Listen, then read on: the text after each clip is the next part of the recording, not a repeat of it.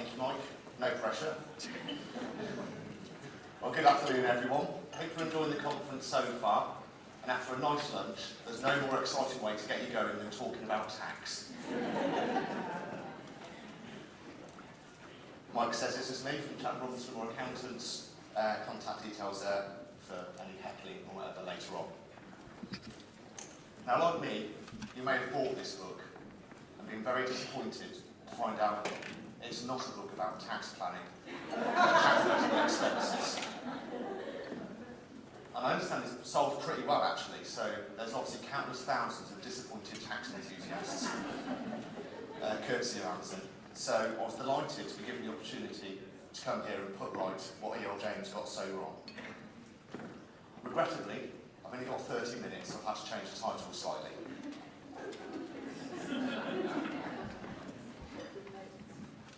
So here's what we're going to be talking about today. Looking at travel and subsistence, entertaining and gifts, capital and revenue expenditure, legal and professional fees, clothing, and training costs. And I promise I'm done with the back grey jokes now, so apologies if you can't read the fake ones at the back. A key thing when we're looking at our shades of grey today, we'll see there's different rules for different entities. So whether you're a sole trader, or which I mean a self-employed person, or a partner in a partnership, or an interliability partnership, or whether you're an owner and director of a limited company, there's going to be different rules. Sole traders are legally and for tax purposes one and the same as the business, whereas limited companies, that person and the limited company are distinctly separate and legal. So we need the client to understand that their money and the company money are distinct. Yeah. We all have that problem. In terms of our subject today, this distinction is most important when we consider a director, shareholder, reclaiming costs from the company. A good example of this is a mobile phone. So in the first case, you've got a client, he's got a mobile phone, he goes into business, and his pal down the pub says, well, you know, you're like me, you use your phone virtually all for business purposes, as all clients do. So you can just pay that through your company. My accountant says that's fine. Unfortunately, that's wrong, because the contract is in his name, it's his own liability to pay that bill, and the company paying it on his behalf will be subject to tax and national insurance. Now, he can claim tax relief for specific business calls that he's made, insofar as they're not covered by inclusive minutes, so it's probably quite restricted. Contrast that with a phone contract taken out by the company, and in their own name, the company can claim corporation tax relief on the cost, VAT back largely, Nicola may touch this later, and there's no personal tax for the director. There's a specific exemption for the provision of one mobile phone. So that small difference in how the contract is drawn up makes a massive difference for tax. And it's worth remembering before we go on to too many examples, the basic difference between a cost paid for either by a sole trader or directly by a company on its own account, which is that the cost must be incurred wholly and exclusively in the course of the trade. Whereas for an employee, which includes the director, to reclaim the cost from the company which they've incurred, there's an additional hurdle of also being incurred necessarily in the course of the duties of their employment. And this distinction will become apparent in the next 20-25 minutes or so. Travel and subsistence is our first area, and it's an area where there's a number of problem circumstances which may arise, as well as opportunities to maximise claims for our clients. The company owns the car and pays for all the costs, and the employee director then has a personal tax charge on the provision of that company car. Alternatively, the employee pays for all their private fuel, and if they do, it's a separate benefit. And often these can be quite hefty tax charges, and it's not uncommon to see a case where the cost of the fuel is actually less than the tax you're paying. That would actually be the case. Where a company car is provided without fuel, you're obviously still allowed to make a mileage claim, which only covers the fuel. So HMRC will publish some fuel-only mileage rates. They update these every 3 months, and they vary by engine size and fuel type. And they release it on their website. We also post them onto our website, which I'll link again at the end. In addition to this, whether you claim fuel only or the full AMAX rates, you can claim VAT on this fuel proportion, depending on the size and type of your car. So it's always handy to keep up to date with that. That's something a lot of people miss. I won't go on too much about that, Nicola, wherever you are. Now, a common situation you may get in real life is a director who's got a personal car. He doesn't do a lot of business miles normally, and he's got to go on a long journey. Say he's got a conference up in Scotland. So he says, well, what I do is I just fill the car up on the way and put a tank of fuel in, and that covers my fuel costs, so I'm happy. Logically, this seems fine, but the issue with this is there's no identifiability over what fuel's used, and a pedantic HMRC inspector, and there's lots of them, could charge him for the fuel benefit in kind charge for the year because of this.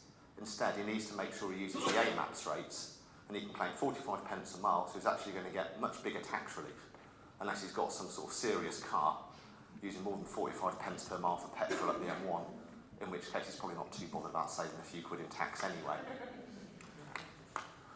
Well, having discussed how various people can reclaim as a mechanism their business journeys, we need to really think about what journeys are business and what are private. The key thing here is that travel to a permanent workplace is a commute, and that's a private journey. Travel to a temporary workplace isn't, that's an allowable business expense. So when does a private journey become, a temporary workplace become permanent? Well, there's two rules, and you have to fail both of them for it to become a permanent workplace. The first is attendance there must exceed 40% of your working time. So if you're working 5 days a week, I know some of you wish you were, that's obviously 2 days out of those 5 every week. If you fail that test, you also need to look at how long that's going on for. If it's going to go on for more than 24 months, then it becomes a permanent workplace by failing both of those tests. The first 24 months are not exempt. So, for example, you agree to work at a client's site 3 days a week. So you're doing more than 50%, but it's only going to be for 18 months. Costs, they can still claim for the food. But no, there's no pies allowance for the self-employed. And to reiterate, both of these exceptions for the self-employed people apply only when outside of the norm. If you've got a client who lives up in Yorkshire and they work in London Monday to Friday most weeks, then the travel to and from London, the hotel and the food will not be claimable. The reason they were going was to go to law conferences, and they did indeed go to conferences in Ottawa and Washington. However, their claim for it to be business travel failed, basically because eventually HMRC made them admit that he wanted a holiday and the conferences happened to be on. And in reality, American law conferences don't really relate very much to a small solicitor's practice in a market town in England. So they failed, and I'm sure we're all very upset to see a solicitor who claimed what seems to be very similar costs. They went to an accountancy conference in New York, and again, it's a small firm, sort of size mine is, and again, doesn't seem that relevant. However, the difference here was HMRC were unable to argue that the accountant had any interest in going to New York other than going to this conference, and also the solicitors who weren't able to argue their case. On the other hand, it's quite a sad indictment of my profession that there was nothing of interest in New York beyond an American accountancy conference, so I don't know how I feel about that. Now, being pragmatic, if one of these part of it is wholly and exclusively for the business, but they couldn't apportion any part of their flights from Heathrow or Gatwick out to LA, because there's no separate part that's wholly and exclusively for the business, so you'd fail on that basis. Moving on now to our second area, entertaining and gifts. One area which is going to give us a pause for thought is often where entertaining and subsistence overlap.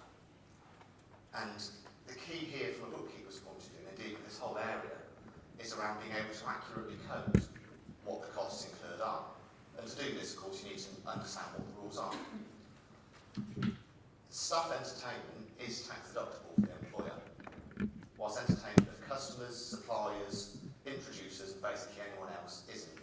So understanding exactly what's covered on a receipt is the important part here. We've discussed subsistence already. So if I'm at my clients and I buy myself lunch, that's probably all right as subsistence, subject to the exclusions we were talking about. If I buy my client's lunch at the same time, that suddenly becomes entertainment. I can't separate my lunch to the subsistence and say his only is entertainment, it attaches to the whole.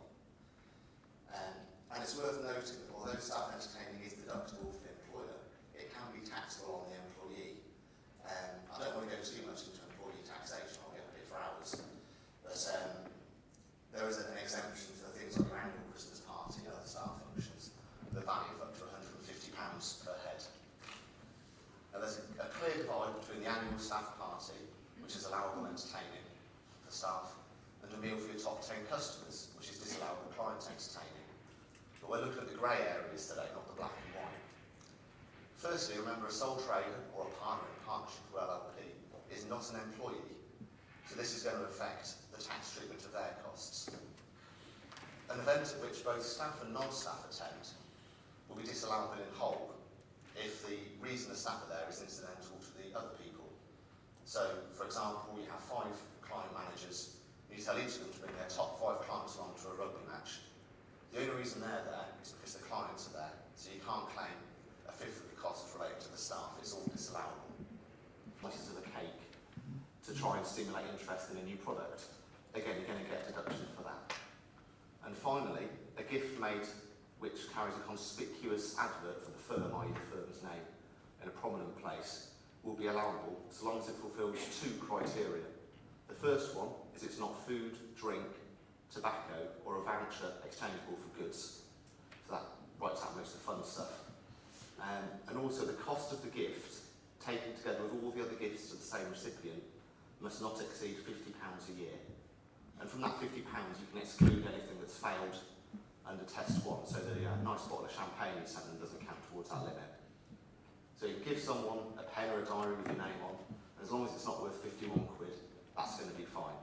If you put your company name on a bottle of wine, it's going to be disallowable because it's drink, and it was not going to matter what the value is.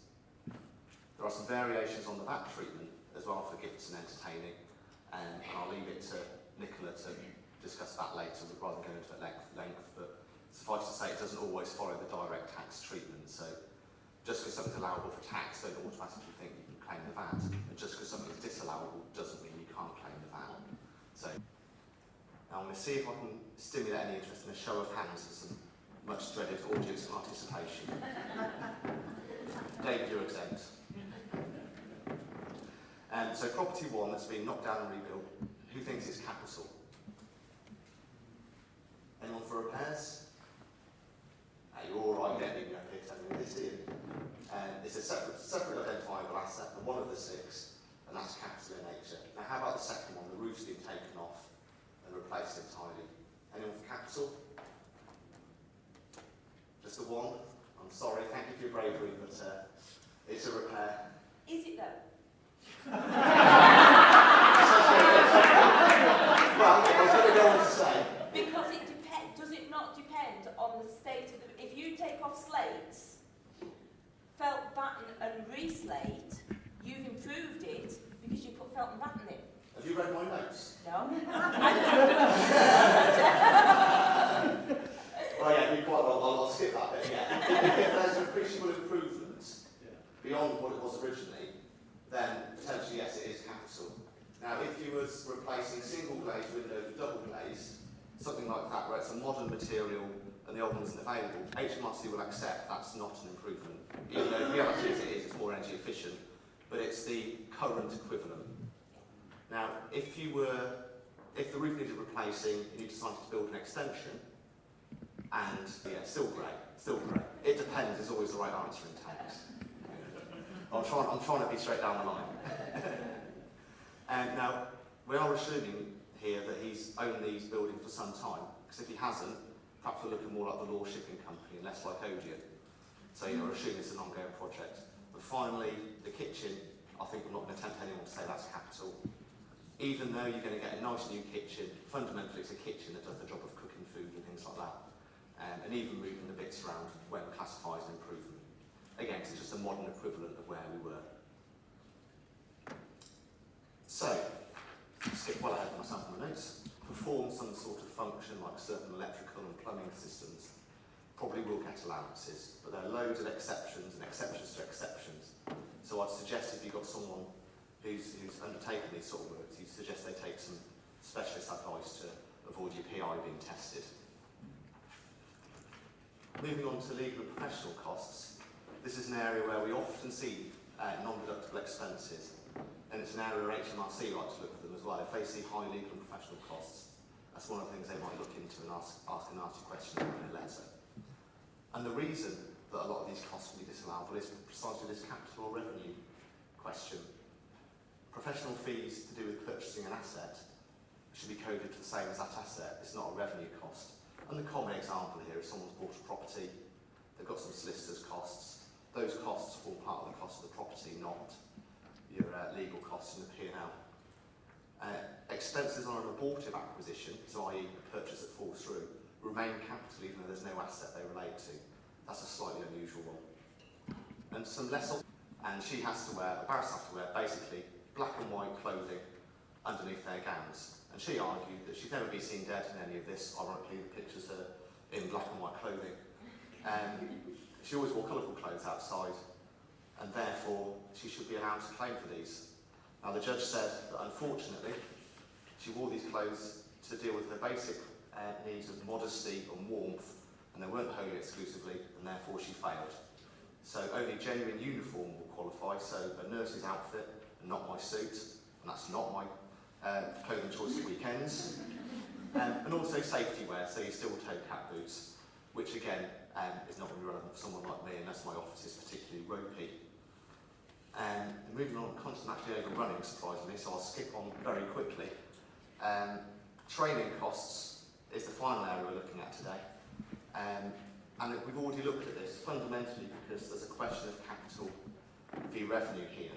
So if you're creating a new asset, so the example I've come up with is when I was 22 and passed my final exams, all the costs to get me to that stage and gain my qualification created a new asset for me, and hopefully I just noticed, got carried away, obviously talking about tax, you know how it is. My time's up today, so I could talk about tax all afternoon, but I won't. And it's impossible to get everything done in half an hour, but hopefully I'll give you some broad guidance and tips to take away and shed some black and white onto those grey areas. And I think it's for the bookkeepers and accountants to work together. So hopefully this has now helped you realise where you might need to push a technical question to the client's accountant, whether through them or directly, probably is better, or where to post that dubious receipt so the accountant can pick it up and add it back, and they get the grief, not you for refusing to process it in the first place. Contact details on the screen there if you want to follow our newsletter, etc. I'll just thank you for listening to me today. I've clearly loved enjoying talking far too much. Hopefully it's been like listening to me too. Thank you